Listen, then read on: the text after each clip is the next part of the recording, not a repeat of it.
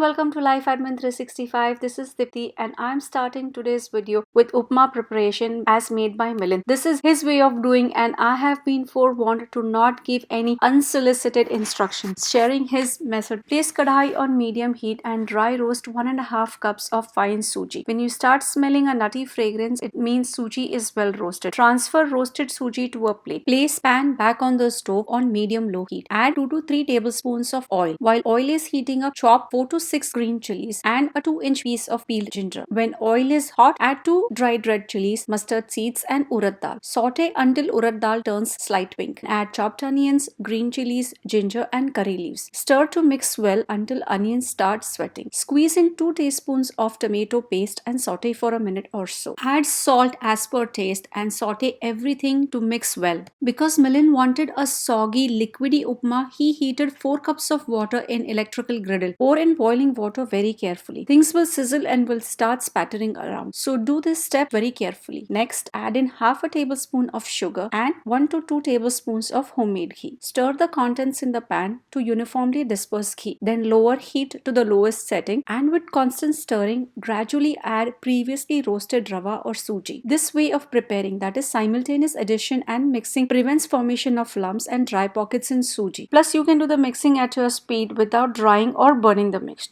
However, it's important to remember when doing this particular method to keep heat at its lowest, otherwise hot contents will start spattering all around the stove or God forbid even on you. Keep stirring and mixing until no lumps remain. If you see lumps forming, then press them using the back of the spatula. Within 2 or 3 minutes, suji will start plumping and absorbing all the delicious flavorful liquid. Keep on mixing for a couple more minutes. When liquid has fully absorbed, cover with lid, increase heat by just a notch and let it steam for a couple more minutes. In that time, rinse and finely chop cilantro. Uncover and make sure that you are not letting the condensing liquid fall back into the upma. Turn off heat and let sit uncovered for a couple more minutes. Add in finely chopped cilantro and mix well. Milind used fine suji for preparing upma mostly because he wanted a much softer liquidy consistency upma as opposed to mine, which is more on the fluffy side, and that's why I prefer to use relatively coarser suji. Serve with a garnish of sage and chopped cilantro. The next meal I'm sharing is Methi Malai Paneer, where I used previously prepped methi. I'm going to dry saute methi leaves, about 2 cups of tightly packed methi leaves on low heat, and that's why instead of using a kadhai, I am using casserole type pan. I'm dry sauteing for about 4 to 5 minutes or until most of the moisture has evaporated and methi leaves almost appear thread-like. Transferring these methi leaves to a plate. Use a tong or a spoon to transfer, otherwise wait until they are completely cool to handle by hand. Don't burn yourself by touching hot methi leaves. I also waited for it to cool before I used my fingers to move them from the pan. Now they almost resemble kasuri methi but with vibrant green color still intact. Time to prepare masala for the gravy. Heat 2 tablespoons of oil and 2 tablespoons of butter. Mix these well and when hot add 1 teaspoon cumin seeds. When they crackle, add roughly chopped onions. I have used about 1 medium yellow onion. Saute them on medium heat until they turn translucent and not brown. Add 4 to 5 peeled large roughly chopped garlic cloves and saute for another minute or 2. Add 2 large whole peeled canned tomatoes along with their sauce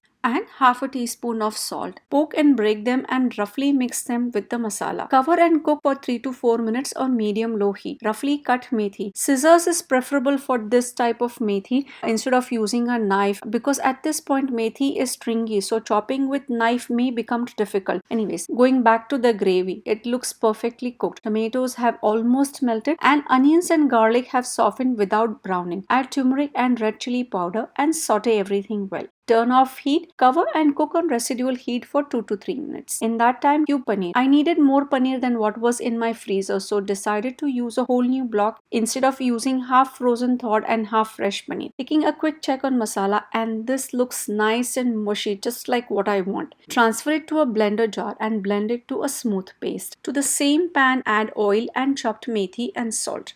With heat being on low, mix everything well for good 1 to 2 minutes. This will help in methi keep its green color. And look at this vibrant, beautiful masala paste. When you don't brown onions and garlic, it results in such a vibrant color. Add this masala to the pan and mix it well with methi. Rinse grinder jar with water and add it to methi masala and give everything a thorough mix. Then add 1/4 cup of heavy cream and rinse from blender or half a cup of water and thoroughly incorporate with methi masala. Then add cubed paneer pieces and mix well. Turn heat to low, cover and simmer for good 4 to 5 minutes. Uncover, mix and add half a teaspoon garam masala and little bit of sugar. Since I'm making it keto friendly, I'm adding keto sweetener. Stir and mix well. That's it. Methi Malai Paneer is ready.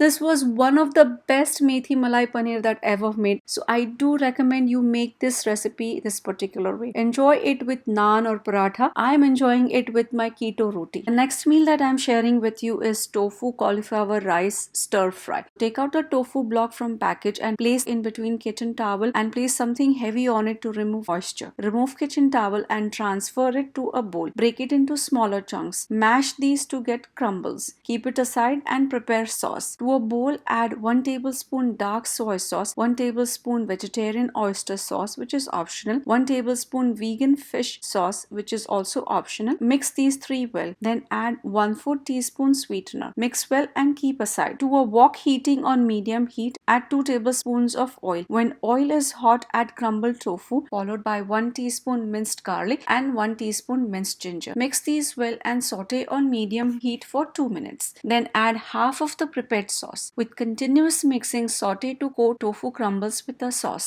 When uniformly colored and fragrant, remove these in a bowl. In the same wok, heat 2 tablespoons of oil on medium heat. Then add 2 teaspoons minced garlic and saute. Add 1 teaspoon minced ginger and saute. Add 2 tablespoons finely diced carrots and saute. Add 2 tablespoons finely cut green beans and saute. And add 2 tablespoons white portion of the spring onions and 1 teaspoon hot sauce and add remaining sauce and mix well. And lastly, add 2 cups of cauliflower rice and combine it well with the sauce and veggies. Saute it on high for 1 minute. Lower heat to medium low and saute for another 3 to 4 minutes. Add 1 tablespoon of green portion of spring onions and saute to combine. Turn off heat. Stir fry is ready to eat. This was a humongous hit with my family, especially my older son. The next one is Ragda Pattis, for which I first prepared fresh hot cilantro mint chutney, which barely took any time to make. Blended green chilies with water, garlic, mint, cilantro and salt, and boom, it was ready. Transferred it to a mason jar and stored it in refrigerator. To prepare ragda, I first sauteed chopped onions in hot oil on medium heat and then added pressure cooked chickpeas or kabuli chana. Then added flavoring and spices like rock salt, finely chopped green chilies, turmeric powder, garam masala, red chili powder and amchur powder. Followed these by 1 cup of water, mixed everything well and simmered for 3 to 4 minutes on low heat. I was so mad at myself for cooking chickpeas that I almost lost interest in making ragda. I just wanted to use it up and not throw it away. Then added finely chopped cilantro, turned off the heat and mixed well. Made tikkis from pressure cooked potatoes and pan fried these on both the sides until crisped and brown. Gathered ragda, tikkis and toppings to prepare this street style chaat. Topped tikkis with several spoonfuls of ragda, chopped raw onions, then hot cilantro mint chutney, sweet yogurt, followed by some more hot chutney, sweet and sour tamarind chutney, and lastly a sprinkle of fine save. Boys said that they liked mushy ragda more than the usual chole chaat type ragda. I just couldn't believe it. I think all the toppings offset the mushiness and turned a flop into a big hit. Now I'm sharing with you a glimpse of other meals that I made in this week. Instead of preparing tacos, I prepared burritos so that I could share with a friend of mine.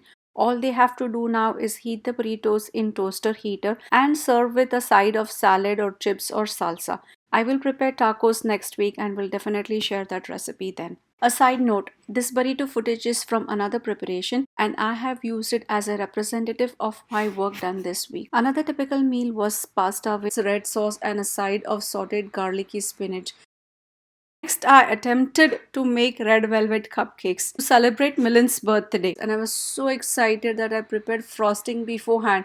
But after seeing that the cupcakes were more pink than the red, I was totally disappointed and lost all interest in going further ahead. But these turned out very delicious, super moist with melt in your mouth crumb. So now I have muffins instead of cupcakes. Anyways, this week was mostly spent in working and testing out a bunch of keto recipes. So I finalized recipes for high fiber, low carb rotis. I ate those with Methi Malai Paneer and I just can't get enough of these. Both Methi Malai Paneer and keto rotis turned out fantastic. Also finalized recipe for low carb keto friendly gulab jamun, and boy, could I have finished all of these in one go. They turned out really good. They needed some modification, but I have finalized the recipe. And lastly, I finalized recipe for low carb keto friendly mixed berry jelly to make my keto almond butter jelly sandwiches. Anyways, that's all you guys. Thank you so much for watching. Do give this video a big thumbs up and do share it with your family and friends. And if you haven't already subscribed, please do so. Thank you so much. See you all in the next one.